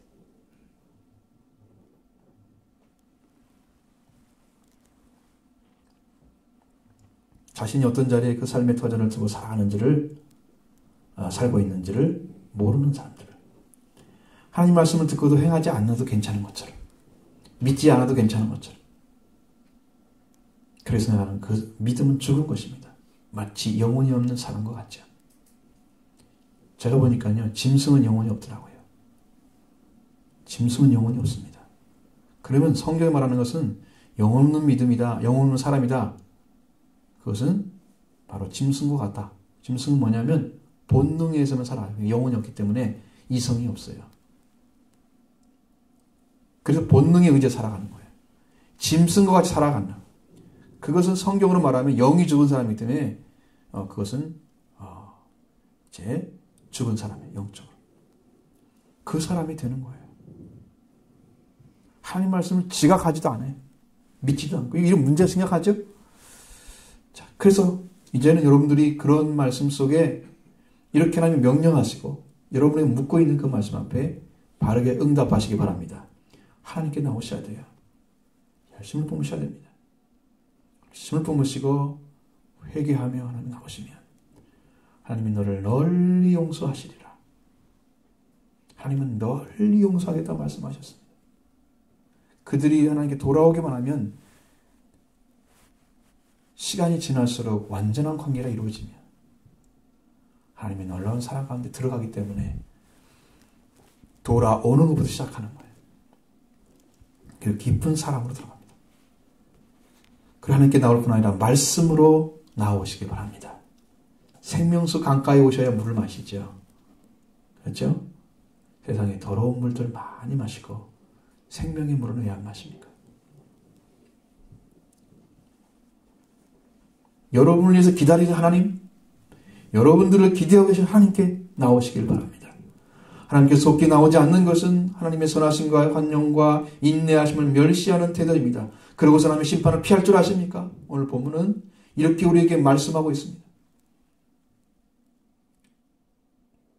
유대인의 죄가 뭐냐? 유대인의 죄라고 말씀드렸죠? 오늘 우리들은 오랫동안 하나님 말씀을 배우고 성경을 읽고 기도해 살았어요. 그렇게 됐지만 하나님께서 하나님께 나와서 죄인이라 고백하면서 하나님의 은혜를 힘입어서 그 사랑을 받은 흔적을 가지고 사는 성도, 그 길을 힘차게 걸어가기를 바랍니다. 그것이 그렇게 돼야 돼요. 그런데 쉽지가 않아요. 제가 성경을 읽으면 읽을수록 계속 느껴지는 것은 정말 구원은 아주 좁은 길이다. 그래서 열심을 내지 않으면 안 된다. 성도들을 바르게 세우지 않으면 내가 나한테 맡긴 사명을 나는 다 못하는 거다. 그래서 여러분이 강력하게 외치는 것입니다. 네, 구원받기 힘드니까. 많은 사람들은 교회만 가면 구원받는 줄 알았대요. 성경에 어디 그게 있냐고요. 교회에 간다는 게 아니라 교회에 소속이 돼야 돼요. 영적으로. 에클레시아 안에 들어와야 돼요. 부름받은 자 안에. 하나님을 부르신 거 여러분 부르면 자식 여러분 부르는데 응답 안 하면 어떻게 돼요? 혼날 수도 있죠. 여러분 자식을 여러분이 불렀어요. 어떤 일 시키려고. 누구야 했는데 대답 않고 가만히 있으면 혼날 수 있죠. 여러분들 하나님이 불렀단 말이에요. 에클레시아는 못못으로부터 부름받은 자예요. 불렀는데 하나님께 예 여기 있습니다 하고 가서 대답하지 않아요. 지금도. 교회 열심히 참석하시고 예배 드리고 하나님 열심히 하십시오. 불렀는데 아무 대답도 않잖아요. 여러분 마음대로 살다가 일주일에 한번 예배 드리고 오잖아요. 왜 대답 안 해요? 여러분 자식을 혼내면서 여러분이 가만두실까 아십니까? 하나님께서 말 안 듣고 있어도 가만두실지 아십니까? 여러분 심각해야 됩니다. 그런 태도 가면 안 됩니다. 일관해서. 하나님 초청 앞에 외면하는 태도. 회개를 안 걷고 찾지도 않고 하나님이 변화를 시켜주고 싶어도 하나님께 받지 않기 때문에 줄 수가 없어. 찾지도 않아. 열심히 없는데 그 찾는 마음이 얼마나 있겠어요. 저는 하나님께 자신을 의탁해서 겸손하게 은혜를 구하는 자 그에게 은혜를 주시고 전심을 다해 찾는 자에게 하나님 복을 주신다고 약속해 놨습니다. 여러분 찾는 자의 자리에 들어가길 바랍니다. 찾는 자만이 찾을 것입니다. 약속해 놨어요. 그렇게 하셔야 됩니다. 회개하지 않고 하나님의 선하신 것 관용과 인내를 없인 자들은 어떤 심판이 될까요? 5절 말씀 보겠습니다. 다만 내 거짓과 회개하지 않은 마음을 따라 진노의 날 곧 하나님의 의로우신 심판이 나타나는 그날에 임할 진노를 내게 쌓는도다. 분명한 것은 말씀에 대립된 자리에 서서 회개하지 않은 마음을 가지고 살아간다면 그 사람은 진노의 날에 임할 진노를 자신에게 쌓고 있다는 거예요. 자신이 진노를 불러들이는 거예요. 자기 고집 때문에 자기가 안 믿는 불신 때문에 하나님의 진노가 내려오라고 자기가 부르고 있는 거예요. 지금. 들어가고 싶다는 거죠. 큰일입니다. 그렇게 해서. 고집이란 말은 완악이나 완고나 잔이라는 뜻을 가지고 있어요. 스클레로테다라는 말입니다. 스클레로테스에서 나왔어요. 목적격으로 사용됐습니다. 이건 어떤 상태를 말하느냐 그러면 영적으로 경화되거나 딱딱하게 굳어버린 상태를 말하는 거예요. 영적인데 굳어 있어요. 여기는 완고라고 하는 말로 고칠 수 있습니다. 이 완고입니다. 완고는 뭐냐면 융통성이 없고 올곧고 고집이 세다 이런 말입니다. 하나님 말씀이 들어가지 않으니 그 심령이 부드러워지겠어요? 부드러워지지 않죠. 융통성이 없고 올곧고 고집이 세다. 그런데 하나님의 말씀에 대해서 이런 상태를 가져야지. 올곧고 고집이 세야지. 그렇죠? 말씀에 대해서 융통성하고 정말 그대로 믿는다 나는. 100% 믿는다. 그렇게 해야 될 것인데 지금 잘못된 자리에 서서 그렇게 원고하다면 어떻게 돼요? 그것을 고집하고 있는 거예요. 회개하지 않는 것은 뭐냐? 하나님의 권고에도 불구하고 개조되거나 변화되지 않는 마음. 그 마음을 말하는 거예요. 그게 회개하지 않은 마음이에요. 하나님이 이렇게 말씀하신다. 이렇게 가르쳐준다. 이렇게 해야 된다고 가르쳐준다. 아무리 얘기해도 개조하거나 변화되지 않아요. 스스로 자기를 지켜가는 거예요. 그 고집 때문에, 완고 때문에. 그래서 회개하지 않는단 말이에요. 계속해서.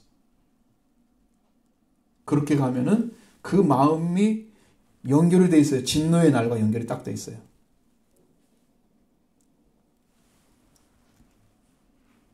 자, 이런 사람들은 어떤 거냐면은 하나님의 선하심에 대해서 거부하는 반항적인 의미를 가지고 있습니다.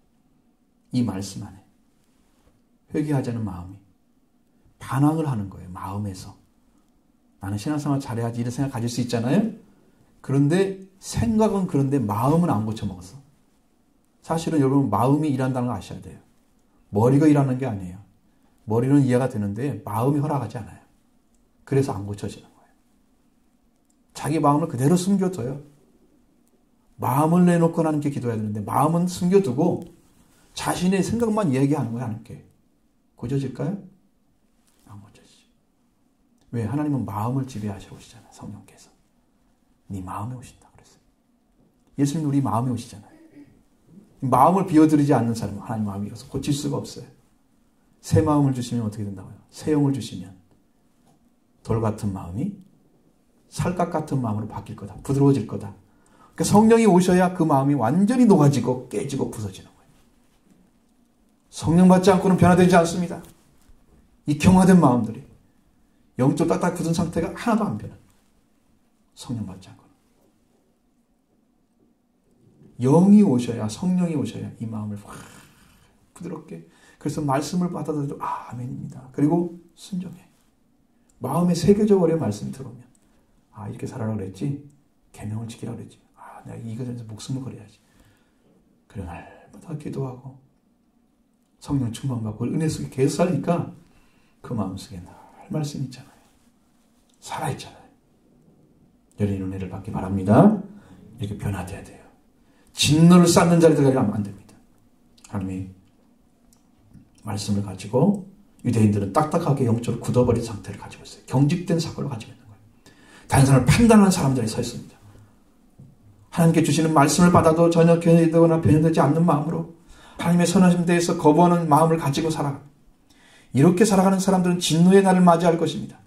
그들의 고집스럽고 돌이키지 모르는 그 마음, 자기 의를 내세우고 자기 중심 사고의 세계를 가지고 그 속에 자기를 두고 열어놓지 못하는 고집쟁이로 그 영적인 상태가 굳어버린 것입니다.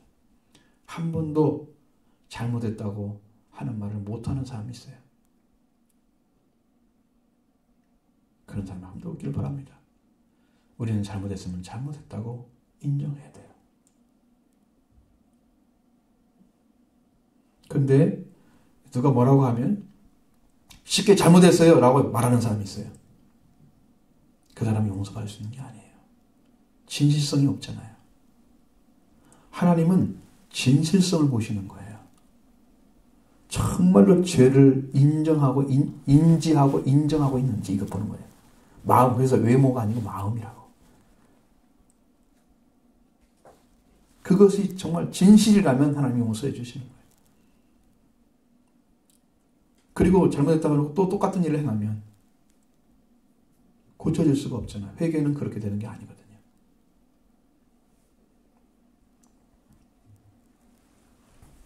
진실하지 않는 말, 진실성 담겨있지 않은 말, 하나님은 그걸 들으지 않으십니다. 진실로 주님이 여러분들을 받으시도록 여러분 내어놓으시기 바랍니다. 자기 고집과 회개하는 마음들. 하나님 여러분 심판 앞에 여러분 자기 진노를 쌓는 자가 한 사람도 없기를 바랍니다. 진노의 날은 하나님의 마지막 심판을 가리키는 거예요. 그때는 심판은 의로운 심판이라 말씀하고 있습니다. 디카이오스, 옳은 의로운입니다. 크리스라는 단어와 합쳐져 있습니다. 그래서 크리시스는 결정, 심판이라는 단어와 이렇게 연결돼서 디카이오크리시스입니다. 이것은 의로운 심판이라는 뜻입니다. 하나님의 심판은 결코 불공평하거나 또는 불을 포함하거나 잘못된 방식을 가지 않고 정당하고 정상적인 완전한 심판을 하시는 거예요. 하나님 결단코 의로운 심판하실 때 그 진노의 날 피할 길이 없을 것입니다. 구원의 시대가 끝나고 이제는 마지막 심판 때가 오면은 그 마지막 심판 때가 바로 의로우신 심판이 행하시는 그날이에요. 그 회개할 기회는 다 사라져버렸습니다. 그때는 이제 회개 안 시켜줘요. 하나님의 진노만이 남아있습니다. 맹렬하신 진노만이 남아있어요. 그때가 되기 전에 지금 그때가 기회입니다. 그때가 되기 전에 지금이 기회인 거예요. 지금이 은혜 받을 만한 때예요. 지금이 구원의 날입니다. 이때를 놓치고 나중에 그때 말씀 들을 걸. 여러분 그 마지막 심판 때는 돌이킬 수가 없는 때예요. 너무 두려운 거예요. 분명히 말씀드리면서 이때를 놓치고 지금 그냥 들으면서 지나가. 그리고 나중에 하지. 나중에 잘 믿어지겠지 내가. 여러분, 내일도 모르는 사람이 언제쯤 하려고요? 언제쯤 하나님을 찾을 겁니까? 언제쯤 하나님께 매달릴 거예요? 날 좀 살려달라고. 구원이 좀 뭔가 좀 알려달라고. 언제 찾을 거예요? 여러분, 내일로 미루지 마십시오. 오늘부터 시작해야 됩니다. 만나는 그날까지 계속 하시기 바랍니다. 그 일이 계속 되지 않는 한 여러분들 가다 끊어다 가다 오다가 이렇게 하면 안 돼요. 신앙생활. 적당히. 하나님을 찾고 구원을 꼭 받으십시오. 기회는 항상 있는 게 아닙니다. 그래서 심판의 날을 면하는 자가 돼야 돼요. 그는 하나님께서 그 은혜의 날을 준비해 놓으셨습니다. 여러분을 위해서. 이것이 안 되고 계속 밖에서 돌면서 회개하지 않고 그런 마음으로 자기 고집대로 마음대로 살아가는 그 삶이 자기 진노를 지금 불러들이는 거예요. 쌓는 거예요. 더 많이 쌓을수록 더 큰 진노를 받을 것입니다. 심판은 아주 맹렬한 불에 타는 것 같아요. 그런 분이 함도 없기를 바랍니다. 하나님께 각 사람에게 행위대로 보상해 줄 거라 말씀하신 6절로 8절의 말씀 보십니다. 하나님께서 각 사람에게 그 행한 대로 보응하시고 함께 선을 행하여 영광과 정기와 썩지 아니함을 구하는 자에게는 영생으로 하시고 당을 지어 지를 따르지 아니하는 고풀이를 따르는 자에게 진노와 분노로 하시리라. 하나님은 참으로 공평하십니다. 각 사람의 행위대로 갚아주시는 분이시다 그랬습니다.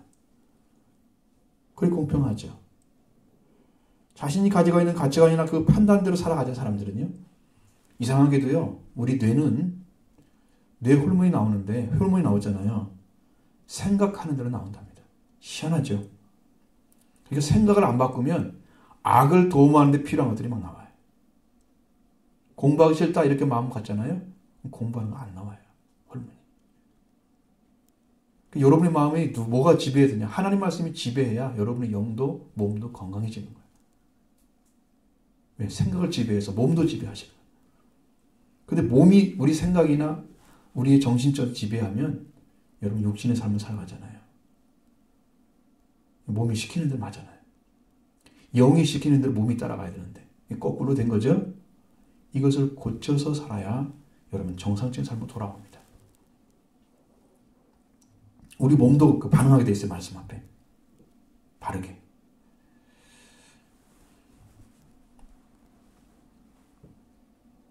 하나님 말씀에 동의해서 그 말씀에 따른 사람들은 선을 행합니다.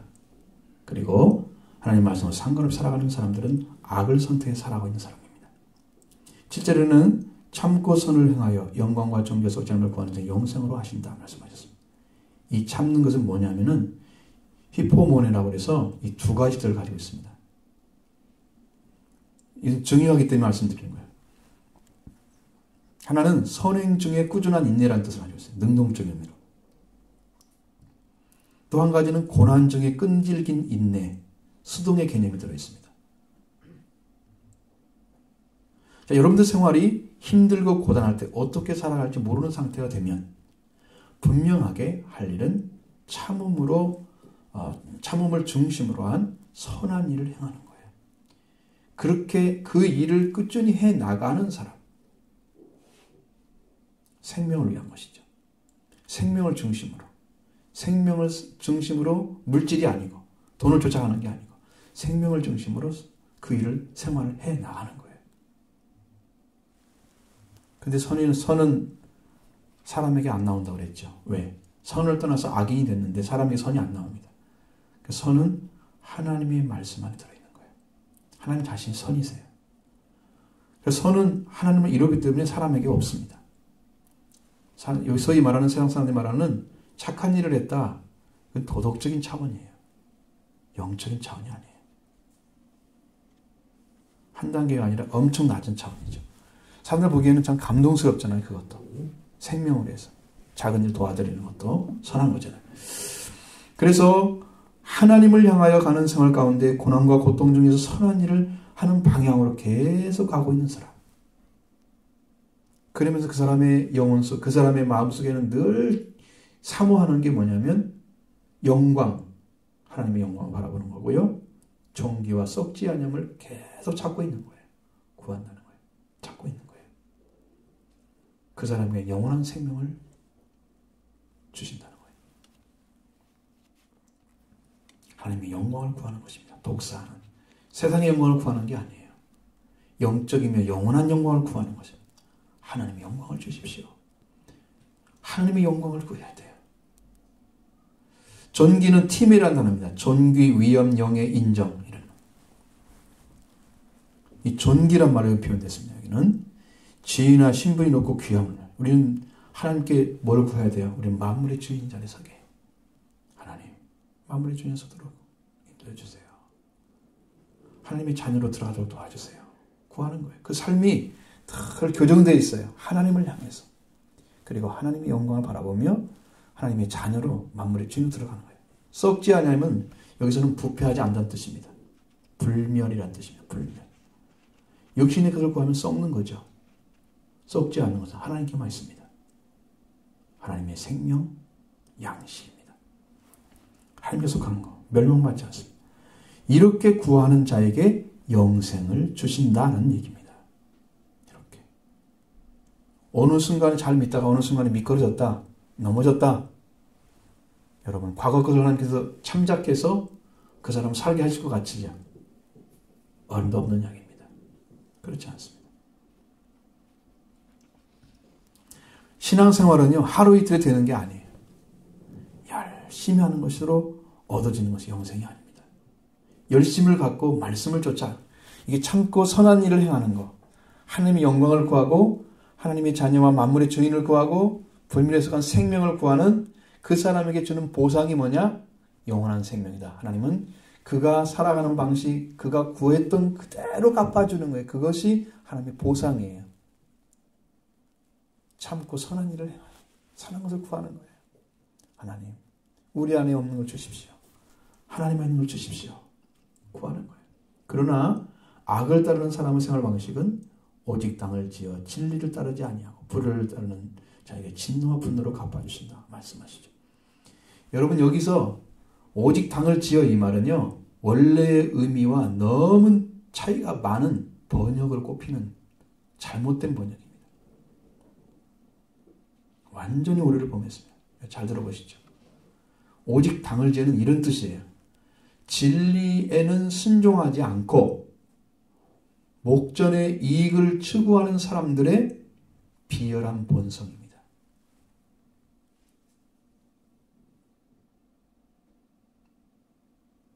진리 별로 관심 없어요. 하나님께 말씀 앞에 생명 찾는 거, 이거 별로 관심 없어요.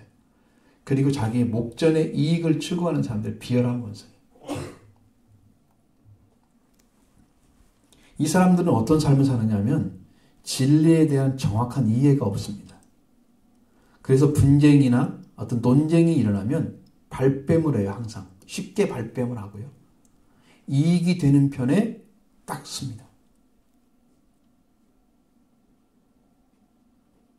진리에 선 사람은 그걸 지키기 위해서 목숨 바치는 이 사람과 정반대의 삶을 살아요.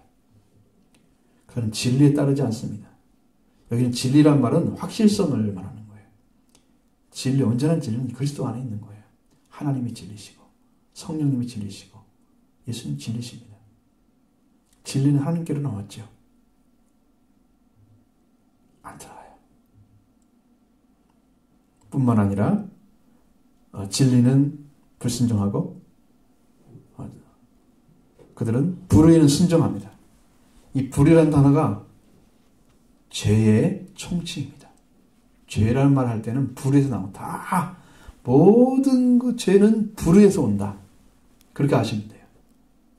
모든 의롭지 못한 거, 그렇죠? 이 불이란 말을 어떻게 우리나라 말로 표현이 됐냐면은 의리, 도의, 정의 따위의 어긋남이 됐습니다. 불의란 의리, 도의, 정의 따위의 어긋남. 사람이 지켜야 할 게 도리입니다. 의리는 사람이 지켜야 할 도리를 말하는. 도의는 사람이 마땅히 행해야 될 도덕상의 의리, 그걸 도의라고 그럽니다. 정의는 진리에 맞는 올바른 도리, 다 도리에 관련된 거예요. 그래서 이 생각해보면 사람이 사람의 도리나 도덕상의 도리나 진리에 맞는 그 도리, 그 모든 것에서 사람의 생활, 사고, 뭐 그런 세계, 모든 세계에서 다 어긋나 있어요. 이것을 딱 돌아와서 하나님 말씀에 딱 맞춰야 이게 올바른 관계거든요. 이것은 의로움입니다. 그러나 이 하나님 관계에서 탁 벗어나서 잘못된 것만 쫓아가는 거예요. 그것이 모든 죄악의 시작입니다. 그래서 진리와 불의는 서로 상반되어 있습니다. 그러니까 진리를 받아들이면 불의를 행할 수가 없고요. 불의를 가진 사람들은 진리를 행할 수가 없습니다. 진리를 순종하잖아요. 행할 수가 없어요. 서로 달라요. 진리와 함께 살 수 있는 사람, 살 수 없는 사람, 불의한 자이고 진리를 받아들이는 자는 의로움을 받은 사람이에요. 나눠졌습니다. 이렇게 불의에는 순종하고 복종하고 그리고 하나님 말씀에 참된 것에서는 복종하지 않고 불순종하고 이렇게 양쪽으로 나눠진 사람. 그 사람에게는 복종, 분노로 하시고 진노로 하시는 이 똑같은 단어입니다. 불의는 복종하고 진리는 불순종하고. 이 사람은 오르게 디모스라는 진노와 분노는 똑같은 단어예요. 같은 의미인데 특별하게 두 번 사용됐습니다. 이렇게 단어를 똑같은 의미를 가진 것을 두 번 반복해서 쓰는 방법을 중복어법이라고 합니다. 중복어법. 이것은 하나님의 진리에 불순종하면서 불의에 복종하는 자들에게 무시무시한 진노를 갚아준다. 이것을 강조하기 위해서 똑같은 단어를 두 번 쓰는 거예요. 그런데 똑같은 말을 쓸 수가 없으니까 같은 의미를 가진 단어를 반복하는 거예요. 분명하게 말씀드려요. 불의에 진리에 불순종하고 불의에 복종하는 자들은 무시무시한 진노가 앞에 있습니다. 피할 수 없는 심판이 오게 될 거다. 이것은 하나님의 의로우신 심판입니다. 이게 오는 거예요. 이런 방향으로 오는 거예요. 그 다음에 악을 행하는 자는 영에는 환난과 공고가 있을 것이라고 말씀합니다. 9절 보시죠. 악을 행하는 각 사람의 영에는 환난과 공고가 있으니 먼저 유대인에게요 그리고 헬라인에게며. 악을 행하는 사람의 영은요 환난과 골모가 있다고 그래요. 이 고난을 강조하는 이중어법입니다. 이것도 이중어법이에요. 중복어법이에요. 하나님의 무시무시한 진노로 말미암아 오는 심한 고난을 말하고 있는 거예요. 악을 행하는 사람. 그 마지막 심판 때는. 이 땅에 살아갈 때도 악을 행하는 사람은 계속 공고하고 힘들어요. 삶이. 영적으로 힘들고 마음도 힘들고 뭐 되는 일이 없는 것 같아. 어떻게 살아야 되지? 막막한 삶. 왜? 하나님의 선을 구하지 않기 때문에 그렇게 된 거죠. 하나님을 안 구하기 때문에. 하나님이 오시면 되는데 안 오기 때문에. 환난과 공고는 8절에 진노와 분노를 바라심으로 말미암은 결과라는 것입니다. 진노와 분노는 8절에 환난과 공고가 진노와 분노를 바라심을 하는 그 결과가 그렇게 되는 거예요. 먼저 유대인에게다 왜 헬라인에게 이렇게 말하느냐? 그것은 유대인도 당하고 헬라인도 당할 것입니다. 그것은 뭐냐면 유대인들은 언약과 약속을 먼저 받았기 때문에 유대인도 얘기하는 거예요. 그러나 또 선을 행하는 자에게는 영광과 존귀와 평강이 있을 것이라 약속해 줍니다. 10절 말씀 같이 봅니다. 선을 행하는 사람에게는 영광과 존귀와 평강이 있으니 먼저는 유대인에게요 그리고 헬라인에게라. 선을 행하는 사람입니다. 영광과 존귀와 평화가 있을 것이다. 왜? 그 살아온 결과로 하나님이 주시는 것입니다.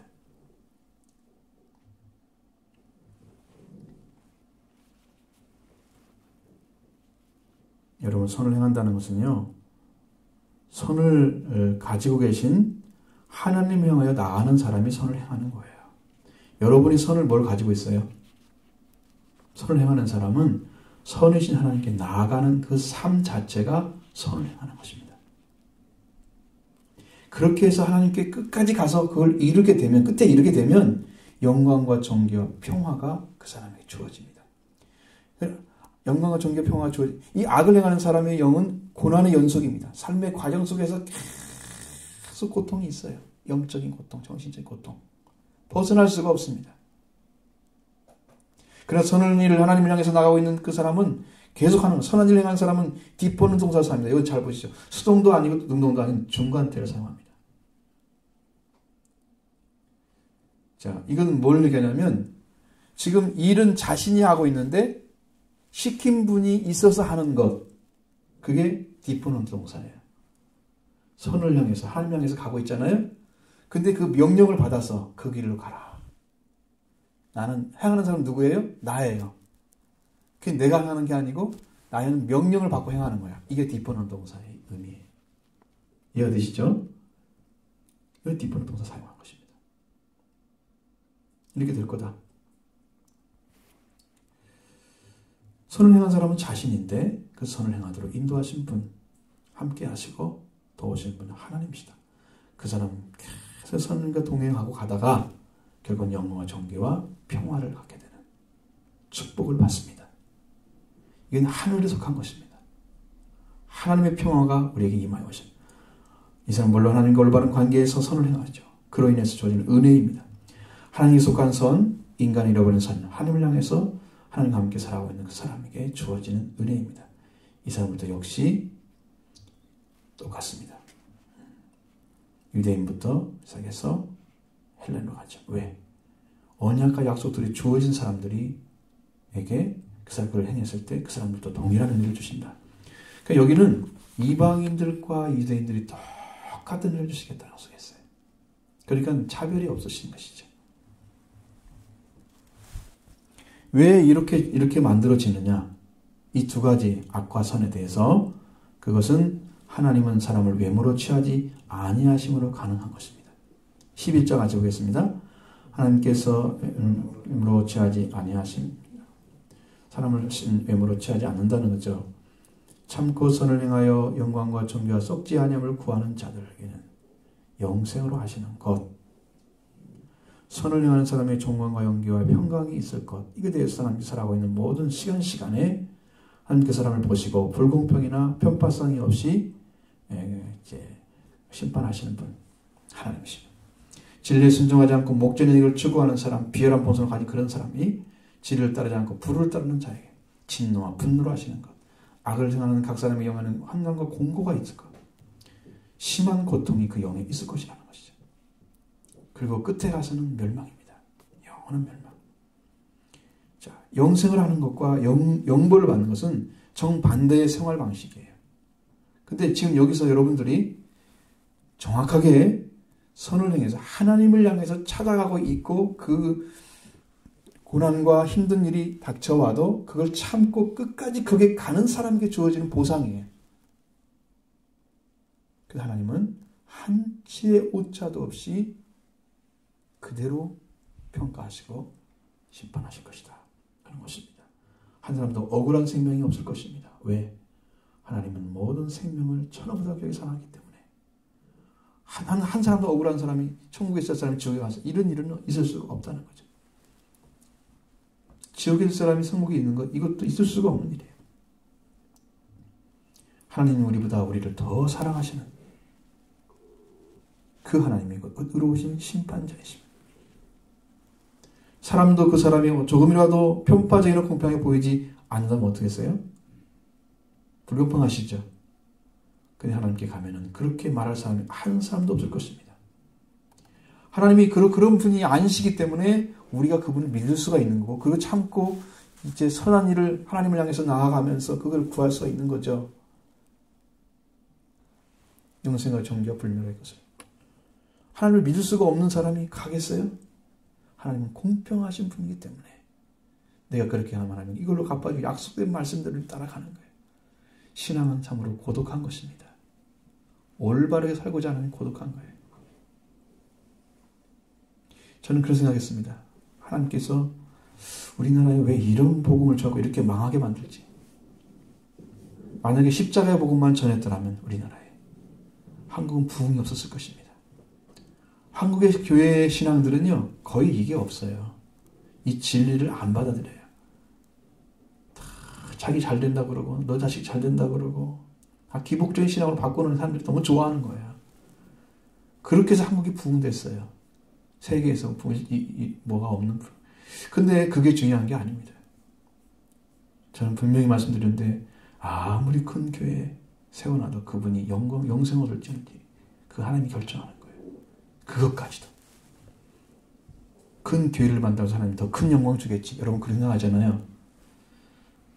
많은 일을 했다고 하나님 보상 주지 않습니다. 주님을 위해서 고난받고 주님을 위해서 열심히 정말 주님의 그 이름 때문에 그 영광을 위해 살아가는 그 사랑, 그 마음 때문에 하나님께서 그걸 보시는 거예요. 중심을 보시는 거예요. 그래서 갚아주시는 거예요.